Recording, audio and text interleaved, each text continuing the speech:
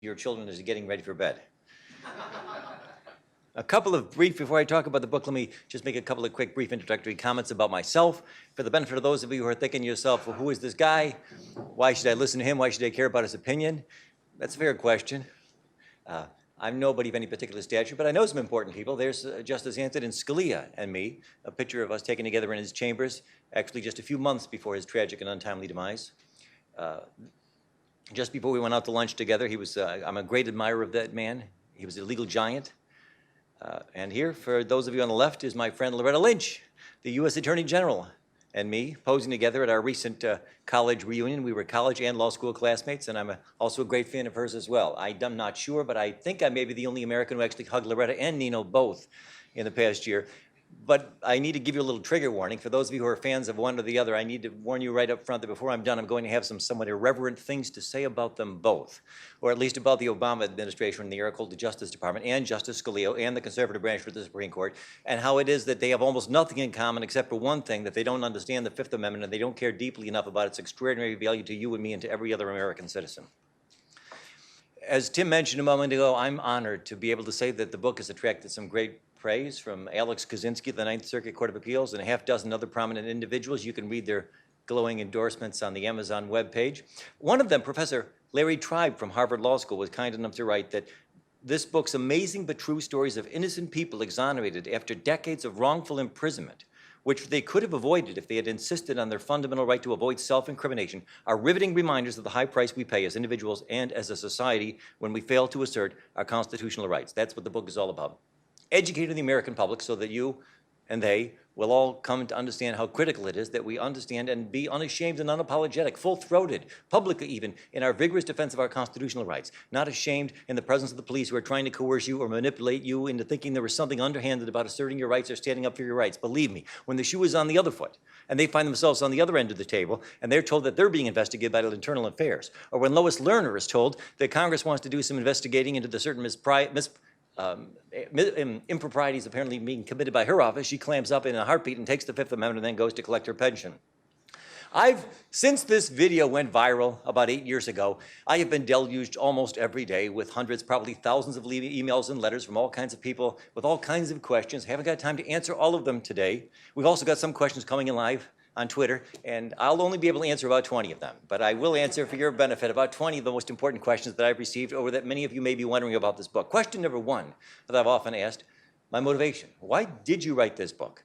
Was it for the money? Is that why you're in it? Absolutely and emphatically not. In fact, shame on you for even supposing such a thing. Anybody who knows the truth of the matter, you'll be embarrassed when you find out the truth. Under the terms of my royalty arrangement with Amazon Publishing, which I actually have no obligation to make public, but under the terms of my unusual royalty arrangement with Amazon Publishing, I will not receive one dime in revenue or income or money of any kind after we have sold the first 500 million copies. After that point in time, every dime that would have gone to me instead will be shunted directly into a charitable, not-for-profit personal foundation called the Duane Family Foundation. It was set up for my benefit by the same attorneys and accountants who are working for the Clinton Foundation, and every bit of that money will be ostensibly earmarked for the public benefit after the first 90% is spent on opulent travel and trips for me and my family around the world.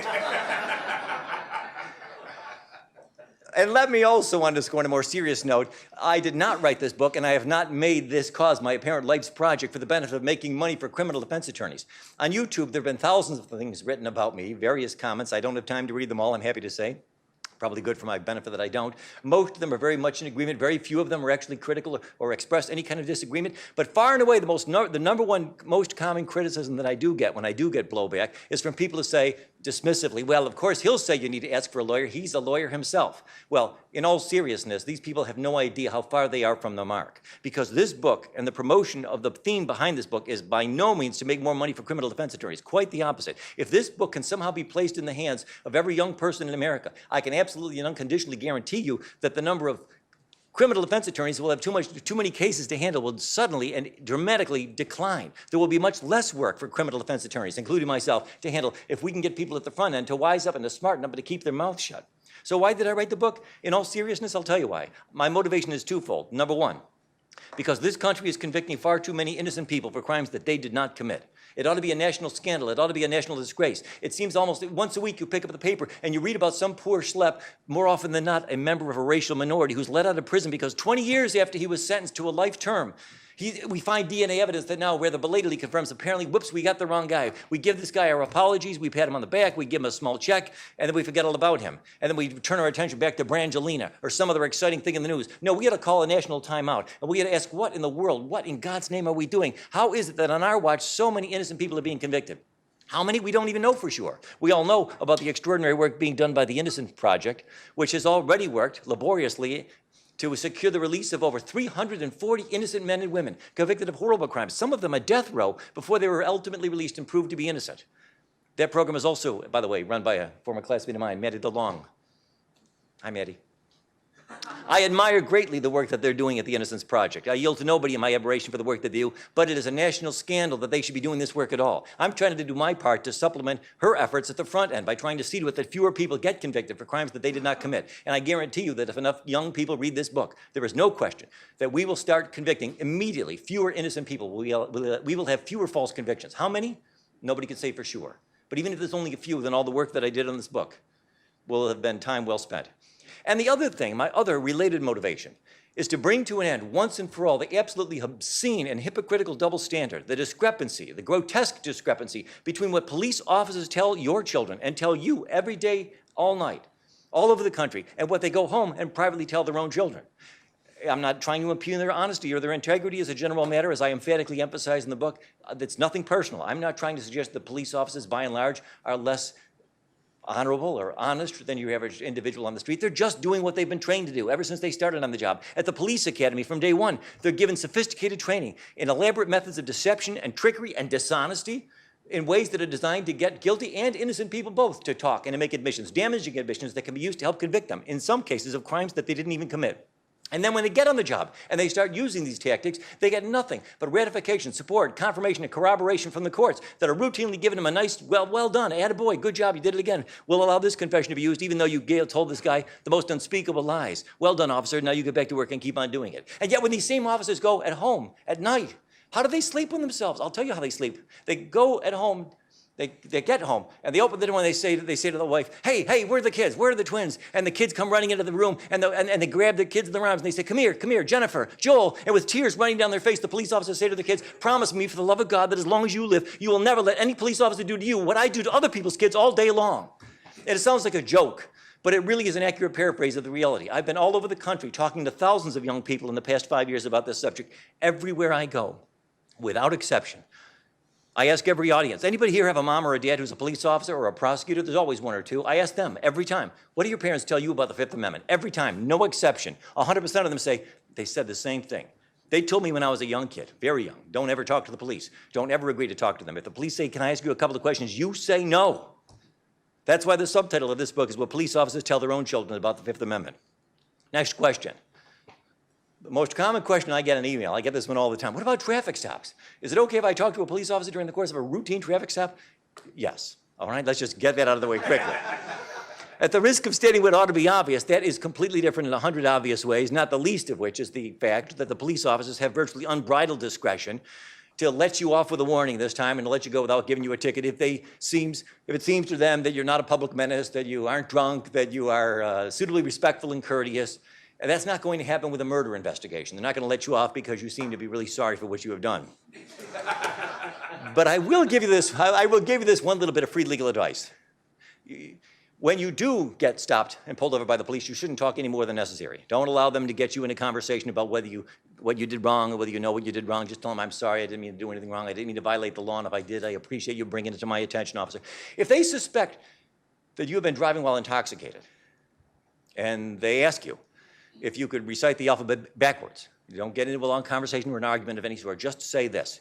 Just say ZYXW, VUTSR, QPO, NMLKG, NMLKG, ISG, FEDCBA. And then you say, now, officer, I need to ask you if you can do that in 2 seconds. Because I need to warn you, if you can, I'll put you under a citizen's arrest, and I'll need to ask you to keep your hands where I can see them at all times.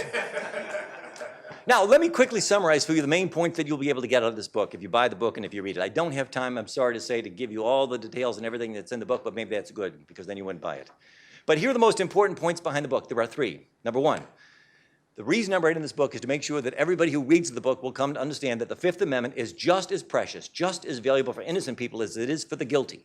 And once upon a time, this was well known, once upon a time at least, among the educated, 50 years ago, the U.S. Supreme Court handed down about a dozen different opinions in which they reaffirmed again and again and again that there's nothing terribly incriminating about the fact that someone chooses to exercise the Fifth, that innocent people, perhaps even more than the guilty, have ample reason, numerous reasons to assert the Fifth Amendment, and therefore no particularly probative inferences either way can be drawn from the fact that somebody chose to remain silent. To those who understand how the system really works, the fact that somebody chose not to talk to the police is no more reliable evidence of guilt than the fact that he also asked for breakfast every morning while he was in custody, just like all the guilty people do. Yeah, sure they do, but so do the innocent.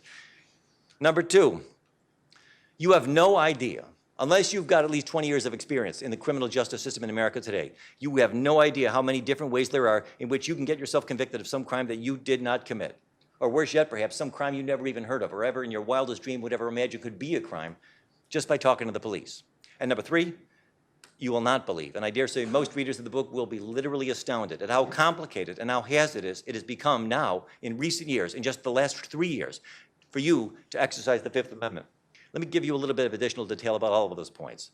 Next question, who needs to read this book?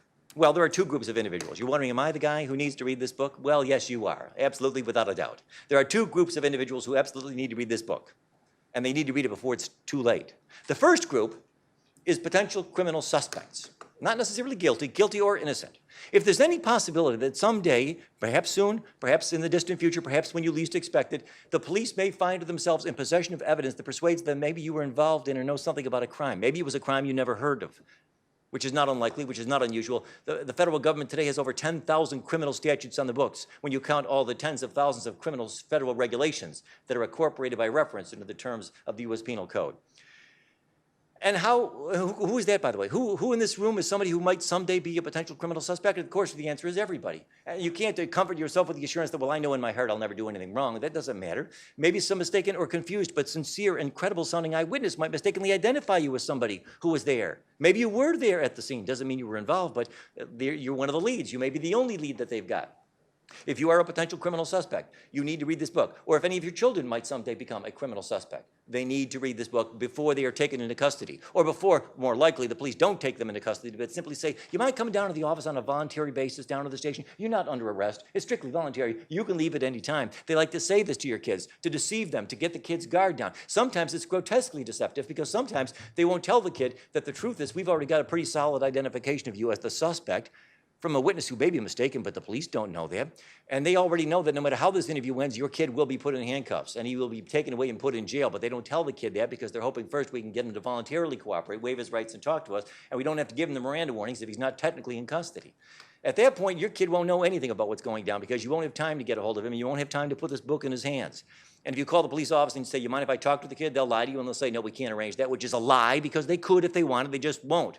And if the kid says, is it okay if I get a lawyer? Can I maybe get a lawyer? Very often they'll lie and say, no, we don't need that. We don't want that. You don't want that, which is a lie because a lawyer could be arranged if they want to do that for you. The other group of individuals who really needs to read this book is everybody in this room or in this audience who might someday find themselves in a jury. Potential jurors need to be able to read this book, and you need to read it before it's too late so that you can explain to the other members of the jury. If somebody back there in the jury room is trying to insinuate, boy, you notice that guy, he didn't testify at the trial. I guess that's pretty clear indication that he probably did it. No, absolutely not. As I mentioned in the book, one important study of over 100 people who were exonerated after they had been falsely convicted of something they did not do revealed that almost half of them, approximately 40% of them, didn't testify at their trial. And these are people that we now know were in fact absolutely innocent. So if you find yourself, you might be in either one of those groups, you need to read this book. And almost every one of us could, of course, be in group number 2. Any one of us could someday become a member of a jury, unless, of course, perhaps you have a felony conviction, then you probably won't be in a jury. But if you have a felony conviction, you're twice as likely to find yourself in group number 1. So either way, you've got to read the book. Next question I often get this one. Well, if I take the Fifth, though, won't that look suspicious? Won't the police think that I look guilty if I take the Fifth? Good news, the answer is no, emphatically no, absolutely not. You will not look guilty to the police.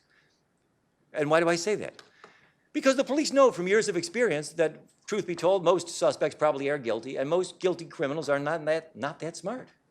Some of them are stupid, and most stupid people waive the right to remain silent. Okay, so if you want to look like a guilty person, you want to open your mouth and start talking. Talk if need be for 8, 10, 12 hours. That's what guilty people usually do. You see, it's absolutely false to suppose that there's two groups of people out there. There's the guilty ones who keep quiet, and the smart ones, the innocent ones who talk. That's what most laymen mistakenly suppose, but that's not true, and the police know that it's not true. No, the reality is there's two groups of individuals out there. There are those who are sophisticated enough to understand how the American criminal justice system works. This includes, by the way, every defense attorney, every prosecutor, every police officer, every judge, and all of their children and nieces and nephews. Those people never talk to the police, period. And then there's this other group that waives the right to remain silent and does talk. And that group includes a lot of guilty people and a lot of innocent people, but all they have in common is that they don't know how the system works. But although the police won't think you look guilty, they will pretend that they think that, because they know that's how you think. And they will pretend that they believe it themselves to help trick you into talking with them, as Tim said a few minutes ago. A common tactic, a very common tactic that is used by the police is to start insinuating things. Oh, you want to take the fifth? You want a lawyer? Why? What do you got to hide? Why would an innocent person want to exercise the right to remain silent? The next time a cop tells you that, you just hand him a copy of this book and don't say another word. Say, read the book and you'll understand. He won't need to read the book. He already understands. He's lying to you, but that's what they do. What about the jury? What about the jurors? If the jurors learn that you told the police that you would not answer their questions, will they think you look sort of guilty? Will they think that may be evidence of guilt? Well, I need to be honest with you. Yes, they probably will. Tragically, sadly, unfortunately, yes. You don't have to take my word for it. More than 50 years ago, the Supreme Court of the United States of America said that too many people, even those who ought to know better, too often assume that the invocation of the Fifth Amendment privilege is tantamount to a confession of guilt. And it's still true to this day. Indeed, as I'll show you in a few minutes, that's even tragically now become a description of a majority of the justices on our U.S. Supreme Court. Unless, luckily for you, one of the members of the jury has read this book and it can explain to the others, no, it's not what you think. There are lots of innocent people out there who take the fifth all the time, including 100% of the police and 100% of their kids. Until recently, that was not even an issue. The famous viral video that Mr. Lynch mentioned a moment ago, which has been seen over 10 million times, I've got to find some way to get that offline, because when I made that talk 8 years ago, there was no need for me to get into the details, as this book does, about how you do and how you don't want to assert the Fifth or exercise the Fifth Amendment privilege. It wasn't really a thing. It wasn't an issue. Up until 5 years ago, just about 100% of all the criminal defense attorneys in the country regularly told their clients, listen, here's what you say. It's printed on the back of my business card. On the advice of counsel, I respectfully decline to answer on the grounds that it may incriminate me. It seemed like harmless fun. It didn't really matter how you said it or what you said, because the universal consensus up until a few years ago was the jury would never find out that you said anything at all. In the Miranda decision, almost exactly 50 years ago today, the U.S. Supreme Court took it as evidence, self-evident, that of course you can't use it against the defendant that he chose to assert his right to remain silent, or even that he stood mute in the face of police interrogation, because that was not logical or legal or constitutional. Oh, but oh my goodness, how far we have come, as I'll explain in just a few minutes. As I will explain to you, and as the book explains in much greater detail, unfortunately, in just the last several years, the exercise of the Fifth Amendment has now become a veritable minefield that must be very, very carefully navigated. The good news is it's not hard to do. The bad news is I don't have time to tell you how to do it. You'll have to get the book. And help me finance the operations of the Duane Family Foundation. Here's some of the key points that you will learn in this book when you get the chance to pick it up. I will share with you in the book the astounding and dishonest tricks and tactics that our police officers use all over the country, all day, every day, and all night too, to deceive you and your family and your young people into thinking it is in your best interests to talk. You'll be amazed at some of the examples, many examples in here, of incredible deceptions and falsehoods that were told by police officers, criminal suspects, to get them to waive their right to remain silent. Telling them things such as, oh, you're not really a suspect. You're one of ours. You're on our side. We're going to use you as a prosecution witness, Johnny, against the other kids. You're on our team. This is off the record. We won't use it against you. We won't tell anybody about it. We're not recording this. We know you're not a murderer. We know you're not guilty of any crime. We know you didn't do it. We know you weren't there. You can easily understand how after 5, 6, 7 hours, if need be, of unrelenting interrogation, assurances like these could easily break down the will of even an innocent, exasperated suspect that are thinking, well, if it's off the record and they say they're not going to prosecute me, what have I got to lose? Apparently, I got to tell them whatever they want me to say, if that's what I got to do to get out of here.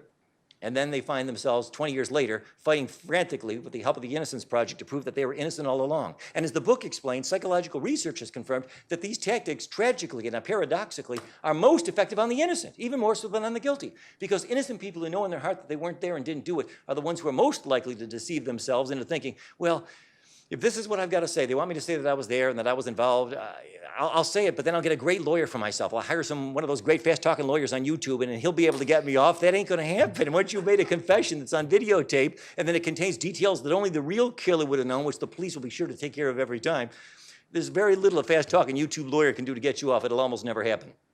In the book, you will also learn why you cannot and must not believe one word from the mouth of a police officer who's trying to get you to waive your rights. And I mean literally, not one word.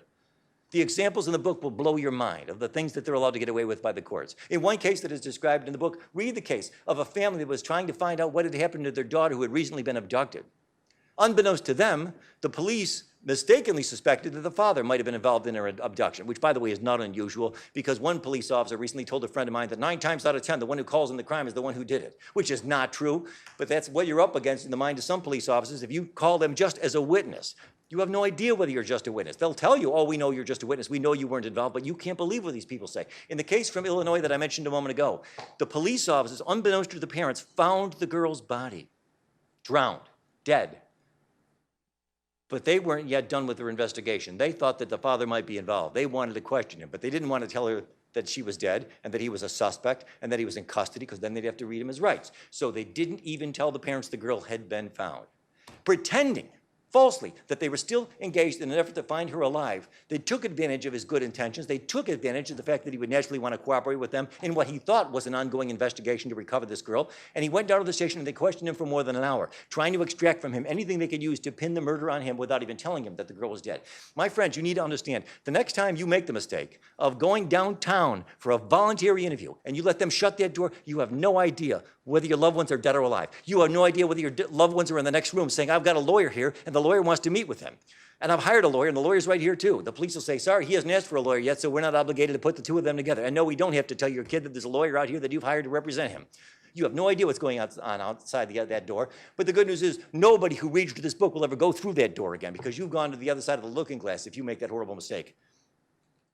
You will also learn in this book the incredibly dishonest things that our judicial system routinely says to excuse the dishonesty on the part of the police. You'll read about cases in this book where police officers said the most grotesquely sort of deceptive and disingenuous things to criminal suspects, saying, oh, we know you're not a murderer. If you didn't premeditate this, if it was an impulsive, sudden thing, that's no big deal. That was a promise that was given to somebody in Illinois, a young man who was then prosecuted for murder and sentenced to prison for 45 years after he was told by the police, oh, that's not a big deal. And the court said, oh, we don't see how that could be construed as a promise of leniency, which is ridiculous and preposterous and painfully false. And the court knew that it was, but that's what they had to say to affirm the conviction, and that's what they said. You can't trust the courts to protect your rights and to defend your rights. You've got to stand up for yourself. You've got to stand up for your own rights, and you've got to know what they are. Another key point that you'll get out of the book. In the book, you'll read the reading test, or if you've got the audio version, the listening test that everybody fails. In this book, I've got a short paragraph of facts that you'll be asked to read, and then a short list of questions, only 4, that you'll be asked to answer about the very short set of facts that you were just given. I've used this same test on over 1,000 people around the country in the past 5 years, and everybody gets it wrong. Everybody. 99.9%. And you will too, believe it or not. And then you will see how I go on to explain how it is that this fact about human nature, the fact that our memories kind of trick us sometimes into thinking that we've read something or heard something, the truth is we really didn't read or didn't really hear, can and regularly is used by police officers to get people convicted, many innocent people as well, because we're so often wrong about what we think we heard. You see, the problem is during the course of the interrogation, after you've been there with them for hours, 3, 4, 5, maybe 6 hours, relentlessly employing them one more time, they'll try to get you to talk again and again, to keep you in there. They'll pretend to be open-minded. They'll pretend to be undecided, even though they're nothing of the sort. Well, I'm not sure. I'm still kind of confused. Let's take it one more time from the top. And after hours of this process, it's not unnatural and it's not unusual for somebody to slip up and to inadvertently reveal that apparently he or she assumes something that, truth be told, the cops didn't even tell you and haven't helped you if that detail actually happens to coincide with the facts of the case, because then you've just incriminated yourself. One study described in the book talks about how an examination of 40 different wrongful confessions given by people who later turned out to be innocent, all of them convicted, almost every single one of them allegedly contains some detail that only the real killer would have known. How in the world does that happen? It does happen, and it will happen to you virtually every chance if you give the police the opportunity. You'll also learn from the book, one of the most important points of all, that your common sense and your intuition are useless to you when you are trying to decide whether you should talk to the police. And while you must not listen to those countless skeptics and cynics out there online, who are constantly trying to dismiss my video and dismiss my book and dismiss my work by suggesting, well, he's kind of exaggerating. The situation's actually a little more nuanced than that. We can't say never because there's this interesting counterexample. These people drive me nuts. So many people out there, intellectual lightweights on the internet, plenty of them, who amuse themselves endlessly, boasting to all the world, oh, look at this imaginative counterexample I've come up with. What about this case, Professor? What if you're hanging from a cliff and and you're about to fall to your death and somebody walks by and it's the police officer? Can you talk to him? You know, these people are the biggest part of the problem. What they don't see, what they don't understand, and what they're always trying to constantly suggest is, oh, I can come up with an interesting counterexample of that. You don't think I can do that? I mean, any rule that you can think of. There are lots of wonderful, excellent rules of thumb we teach our children.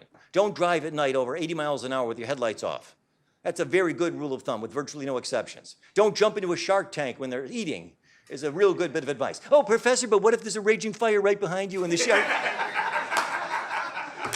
What if driving 80 miles a night is the only way to get away from a raging wildfire that is coming upon the vehicle at the rate of 75 miles from the back? You know what?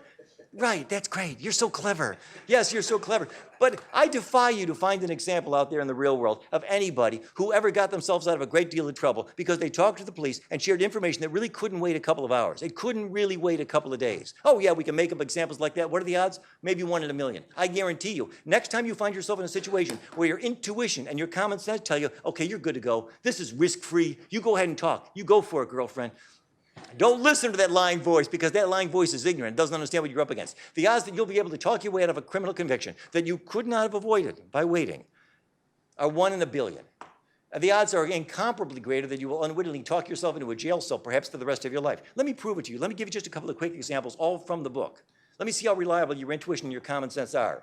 Michael Morton, we all know this fella. He served more than 20 years in a Texas prison of a life sentence for a murder that he didn't commit. He was an innocent man, we now know, because of DNA and other evidence. He tried to help the police find out who murdered his wife one day while he was gone to work one morning. Went away to work. While he was gone, somebody broke into the house and killed his wife. During the course of their investigation, as is typical, the police quickly came to suspect him because they had no other suspects and they want to have the psychological comfort that comes with closing the case. And they interrogated him for hours, asking all kinds of questions that common sense confirms could not possibly have been calculated to try to lead to the real killer. Among other things, they asked him, well, let's retrace the last couple of days. Where did you and your wife have dinner the night before? Well, he told them. He told them where and when his wife went out for dinner the night before somebody else broke into the house and murdered him. Now, if you were sitting there in his situation, and you were in that position, and you were trying to help the police solve this murder of your wife, ask yourself for a minute, do you think there's any way if I tell them the truth, if I know that I'm innocent and I tell them the truth about where and when my wife had dinner the night before, how in the world could that be used to help frame me and potentially convict me of a murder that I know I didn't commit? So be honest with you. Ask yourself. Raise your hand if you say, I honestly don't see how that could be used to help convict me. Yeah, look at all those hands. Good for you. I appreciate your honesty. And the rest of you are lying. What are you, police officers? No, the truth is that fact that he did give them the truth, and that information was used to help convict him of her murder. And as I say, he spent 20 years in prison. How did he do it? No time to tell you, but read the book and you'll find out. Here's another one. Glenn Ford. He was convicted of murder in Louisiana more than 30 years ago. He spent more than 30 years on death row before he was released just last year, after DNA and other evidence proved that apparently, whoops, sorry, we got the wrong guy once again.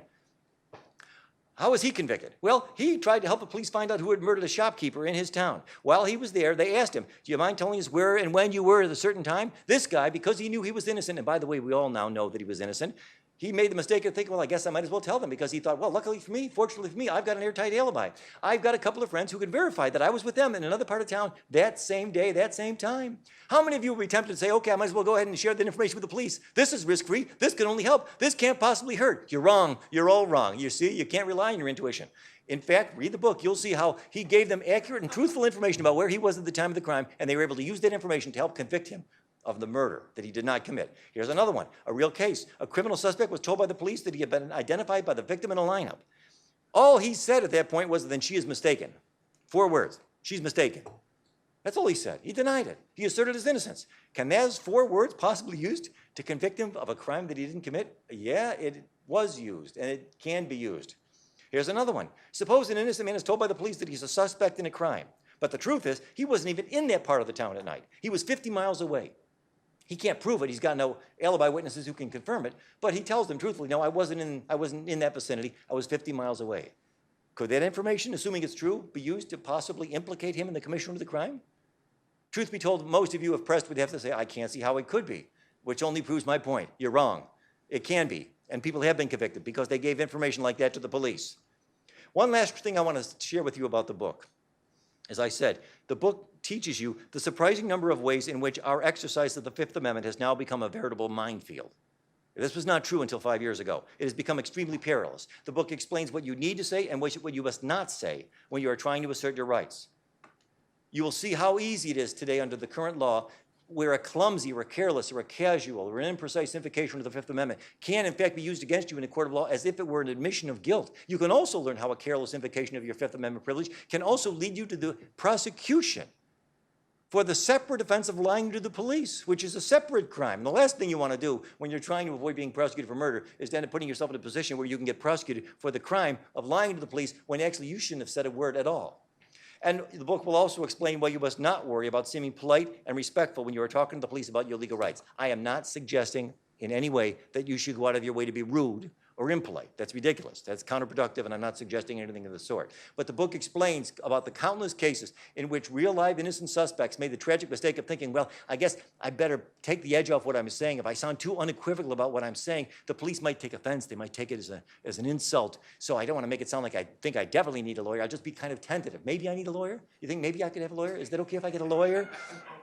You want to know what happens when you talk that way to the police? You end up in a prison cell. This book tells you how it happens, and this book tells you how to avoid it. Finally, I mentioned earlier that 50 years ago, the Supreme Court said, you can't use the Fifth Amendment against somebody as evidence of guilt, and that was taken as unquestioned by the Supreme Court just 50 short years ago, but oh, how far we have come. My dear friend, Justice Scalia, who was my hero in so many other ways, was the leader until his death on the court of the view that actually only guilty people have any real reason to protect or to care about the Fifth Amendment. He wrote that the problems caused by the risk of self-incrimination are wholly of the guilty suspect's own making, because an innocent person will not find himself in a similar quandary. It's a tragedy that he didn't live to read the book. He would have seen how painfully wrong he was about that. And Justice Alito, another giant of the court, subscribed to the same madness. Just 3 years ago, in the horrible case of Salinas v. Texas, he wrote the opinion for the court, the plurality opinion, in which the court held that the exercise of your Fifth Amendment rights, if you don't do it just the right way, can now be used against you in a court of law as evidence of your guilt. And in a later case, also argued and won by the U.S. Department of Justice that same year in the U.S. Court of Appeals, they persuaded one circuit court of appeals to hold that your invocation of the Fifth Amendment can also be used against you as evidence of your guilt.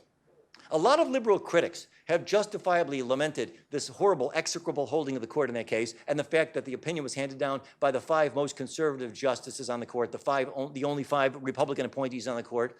But the truth be told, to give credit and blame where they are respectively due, the dissenting opinion written by the so-called liberals in that case would have been even worse for you and me and for the defense of our liberties. And to give blame where blame is due, the opinion in Salinas v. Texas was an opinion. Although it was written by the most conservative members of the court, the U.S. Department of Justice, the Eric Holder, Barack Obama's Justice Department, filed an amicus brief in the court, urging the court to do just such a thing, to which we as a nation could justly cry out, thanks, Obama. What is wrong with the Supreme Court? The final question that I'll ask and share with you, well, I can give you the answer. Scalia himself answered that question. Shortly before his death, he wrote, truthfully, we federal judges live in a world apart from the vast majority of Americans. After work, we retire to homes in placid suburbia or to high-rise co-ops with guards at the door. They're out of touch, and it's not their fault. They don't have any idea what peril the rest of us face in any ordinary routine encounter with the police. Justice Sotomayor, just this year, speaking at Brooklyn Law School, correctly complained that there are no criminal defense lawyers on the court right now. In the name of diversity, we worry so much about getting people on the court who are different gender or a different race. And yet we've got 9 people on the court. At the time of Scalia's death, we had 9 people on the court, none of whom had ever done any significant criminal defense work at all. None of whom had ever been arrested or charged or prosecuted with a crime. None of whom probably ever had met an innocent person who was ever prosecuted or convicted of a crime. We had 9 people at the time on the court, almost all of whom had spent virtually all of their entire professional adult lives working for the government. And most of them, several of them at least, working as U.S. attorneys. That's the problem. We need real diversity on the court. We need somebody who cares passionately about the defense of American constitutional and civil liberties, which, of course, leads naturally to my last question. I see one's coming in right now from Twitter. Will you please agree to serve on the Supreme Court? Yes, I will. I am here today for the first time in American history. This is the first time a candidate has ever announced his candidacy for a position in the U.S. Supreme Court on the internet. If you know or have any contact with Donald Trump, I want you to send an email to him on Twitter, say, Dear President Trump, And we'll use hashtag Justice Duane. That's how we'll do this. You let him know that you support my candidacy. If you believe that somebody like me ought to be put on the Supreme Court, you let Hillary Clinton or Donald Trump know that's how you feel. I'm wearing your tie, as you can see. If you don't know Donald Trump, but you know how to get a hold of